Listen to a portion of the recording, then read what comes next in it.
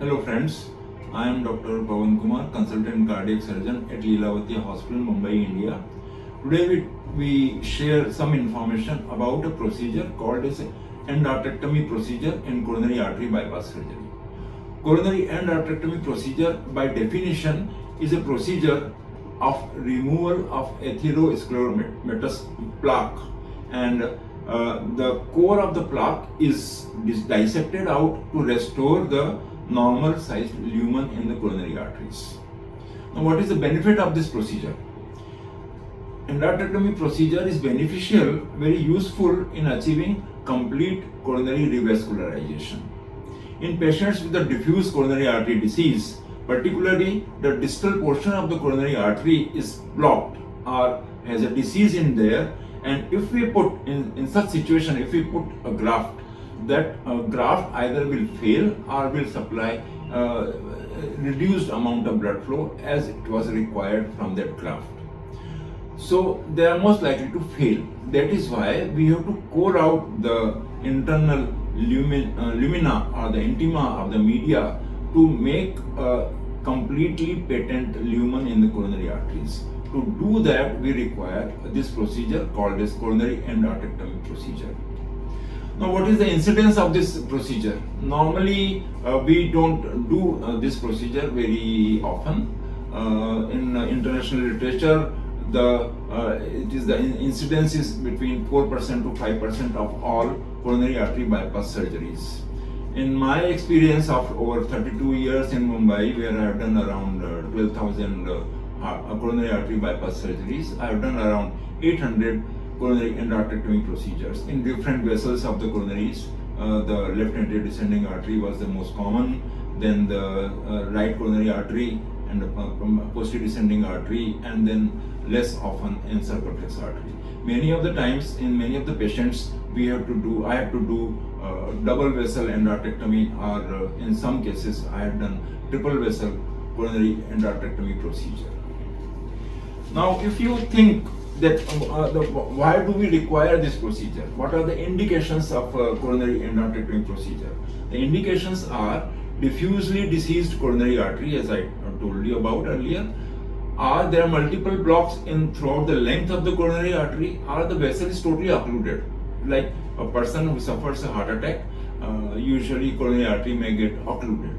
So if the whole coronary artery is totally blocked, and we know that in this area of the heart, muscle is still viable by doing PET-CT or thallium scanning, and then we have to restore blood supply in this area also. So if vessel is totally occluded, we have to do this procedure to make a lumen available where we can put the graft. And lastly, if there is a calcific plaque at the site of anastomosis, while we are doing a coronary artery bypass surgery and there is a calcific plaque, we cannot put sutures throughout that calcific plaque. So we have to remove calcific plaque, what we call we to do endarterectomy procedure.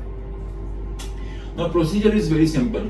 How do we do this procedure? Either we cut open the full length of the coronary artery, what we call as an open endarterectomy procedure, and throughout the length we put a vein graft or internal memory artery throughout the length of the coronary artery, or we do a small incision, what we call a closed endarterectomy incision, and through that small incision we core out the intima and the media distal to that incision in the coronary artery and proximal to that incision of that coronary artery. And at that incision we put a graft. Either we put a vein patch and on which the internal memory artery is anastomosed, or direct internal memory artery can be put on that incision and restore the blood supply in that newly cleaned up lumen of that coronary artery.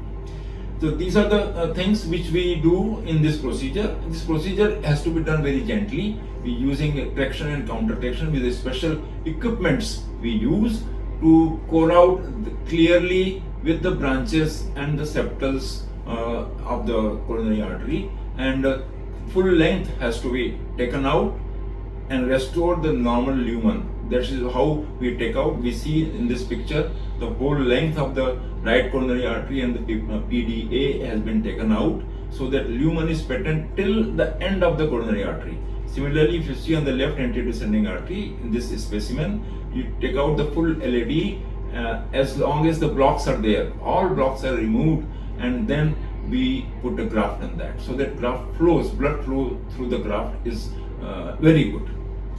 Now, what are the grafts used in this procedure? Normally, if there is a open endarterectomy procedure, then we put a saphenous vein patch or saphenous vein graft. On the top of it, we can use intermemory artery or arterial grafting. Grafts are used according to the need of the situation.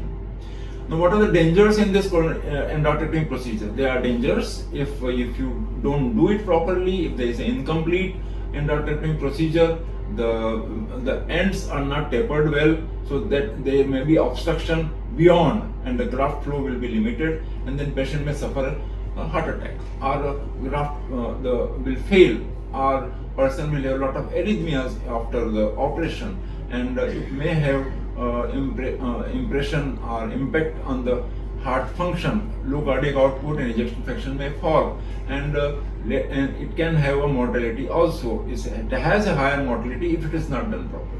If done properly, diligently, with expertise, with all the equipments at your command, and take out the full length of the blocked vessel and restore the lumen properly, then it is as safe as a normal coronary artery bypass surgery. What are the long-term results and success? Long-term results and the success depends upon the expertise and skills by which we carry out this procedure. I usually depends upon the core risk factors like diabetes, high diabetes, calcification of the coronary arteries, multiple endarterectomies together, or the age of the patient where vessels are calcified, so that we have incomplete revascularization. So these are the certain factors which affect the long-term success. If done right, it has given a very good long-term result to me, and success is as equal to a normal coronary artery bypass surgery. Now, I wish to present to you or share with you experience of this patient which I operated last week. If you see here the angiography of this patient, a left anterior descending artery is diffusely diseased right from proximal to mid-third to distal LAD. There are multiple blocks, and because of he has a high diabetes and he is hypertensive, although his age is 62 years. So no way I could put a graft in this vessel, because blocks are diffusely diseased, and it will have a high graft failure rate. So I made a close small endarterectomy incision in the between mid-third to distal third of the left anterior descending artery, and cored out this media and intima, the atheroscleromatous plaque from the LAD. You see here almost a 6 centimeter long the plaque I removed. That is where the fullness of the procedure was carried out with the expertise and the dedicated equipments. And here you see the post-operative ECG of this patient. ECG is almost is normal.